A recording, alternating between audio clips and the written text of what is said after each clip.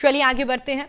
उत्तर प्रदेश और मध्य प्रदेश सरकार द्वारा लव जिहाद के खिलाफ कानून बनाए जाने के मुद्दे पर राजस्थान के मुख्यमंत्री अशोक गहलोत ने निशाना साधा है।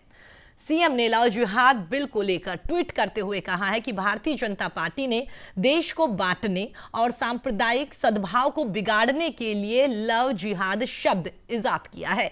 शादी व्यक्तिगत आजादी का मामला है।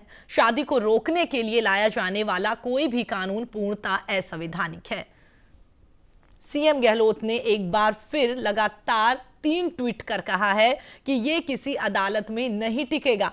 प्यार में जिहाद का कोई स्थान नहीं है।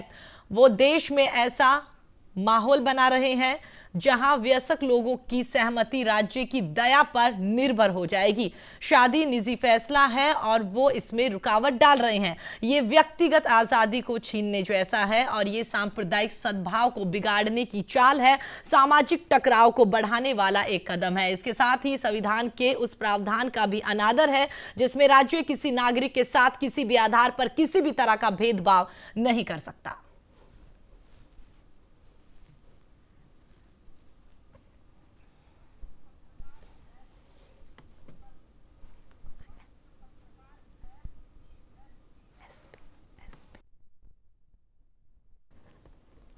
चलिए आगे बढ़ते हैं। तो इस खबर पर हमारे साथ बातचीत करने के लिए वरिष्ठ पत्रकार एसपी मित्तल जी हमारे साथ जुड़ गए हैं। एसपी मित्तल जी, बहुत बहुत स्वागत है आपका न्यूज इंडिया पर। जी नमस्कार। जी सर, पहला सवाल तो यही, जिस तरीके से मध्य प्रदेश और यूपी की बात की जाए तो लव जिहाद को लेकर वहां पर कानून बनाने के लिए लगातार बातचीत चल रही है और भी 1-2 राज्य हैं जिनमें इस तरह की बातचीत चल रही है कि वो भी कानून बना सकते हैं।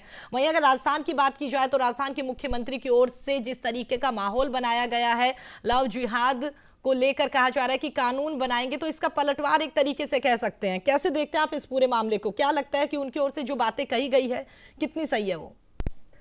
जी देखिए, इस मामले में जो भारतीय जनता पार्टी के जो विधायक है वासुदेव देवनानी, उन्होंने एक दिन पहले ये मांग की थी कि जिस तरह से मध्य प्रदेश, हरियाणा और दूसरे राज्यों के अंदर लव जिहाद को लेकर कानून बनाने की घोषणा की है मुख्यमंत्री ने, वैसी घोषणा राजस्थान के मुख्यमंत्री अशोक गहलोत को भी करनी चाहिए। ये मांग उन्होंने 19 नवंबर को की थी। 20 नवंबर को मुख्यमंत्री ने इसका जवाब दिया ट्वीट के जरिए और उसमें कहा कि ये शादी जो है व्यक्तिगत स्वतंत्रता है और हमारे यहाँ जो मौजूद कानून है उसके अंदर सारे प्रावधान है। लेकिन जो महत्वपूर्ण बात है वो ये है, जो देवनानी जी ने जो इस मामले में उठाई थी, उनका ये कहना था कि जो लोग धर्म छिपाकर विवाह करते हैं उनके खिलाफ कानून बनना चाहिए। अभी जो मौजूदा कानून है वो उसको लेकर कानून नहीं है। जो धर्म छिपाकर जो विवाह करते हैं उनको लेकर कोई कानून बना हुआ नहीं है, ना ही उसमें कोई सजा का प्रावधान है। तो जो उत्तर प्रदेश के मुख्यमंत्री योगी आदित्यनाथ और हरियाणा के मुख्यमंत्री और मध्य प्रदेश के मुख्यमंत्री ने जो बातें कही हैं वो उस संदर्भ में कही हैं। तो मुझे लगता है कि शायद मुख्यमंत्री जी को अपनी इस बात पर पुनर्विचार करना चाहिए कि वो क्या कहना चाहते हैं। यदि कोई व्यक्ति धर्म छिपाकर, मतलब धर्म छिपाकर जरूरी नहीं है कि कोई मुसलमान भी हो, वो हिंदू भी हो सकता है। यदि कोई हिंदू लड़का अपना मुस्लिम धर्म अपने आप को कह के कोई निकाह किसी से करता है तो ये तो एक तरह से अपराधी होना चाहिए। जी, तो क्या लगता है आप इस बात से कितना इत्तेफाक रखते हैं सीएम की ओर से जो ट्वीट किया गया है?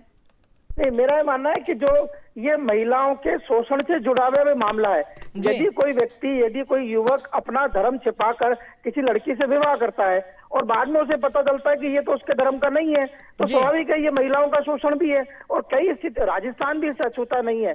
मैं लव जिहाद की कोई परिभाषा यहाँ नहीं परिभाषित कर रहा, लेकिन ये देखना चाहिए कि यदि जो लोग धर्म छिपाकर अपना विवाह करते हैं, गुमराह करते हैं और बाद में फिर ब्लैकमेल करते हैं, तो उस पर तो कुछ लगना ही चाहिए। सीएम की ओर से ये ट्वीट किया गया होगा? नहीं, क्या सवाल दोबारा?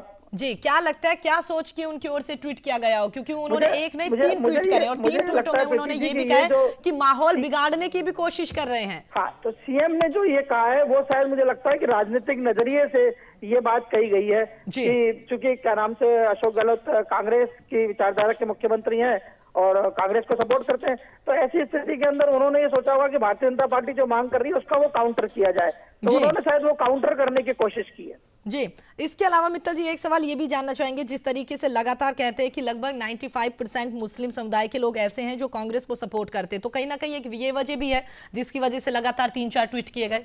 नहीं, स्वाभाविक है प्रीति जी, ये जो आपका सवाल है बिल्कुल सही है।